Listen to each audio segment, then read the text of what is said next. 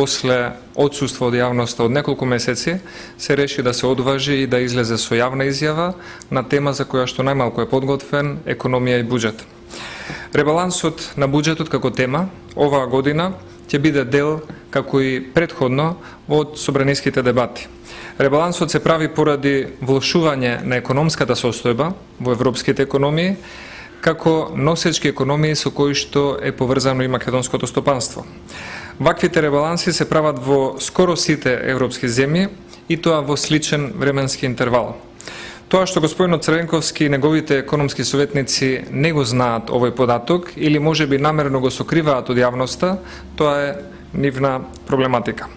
Со ребалансот на буџетот ќе се внимава да се остави простор за реализација на неголемиот дел од проектите што ги имаме ветено во изборната програма. Нашата цел е тоа што сме го ветиле и рекле да го оствариме како проект на дело.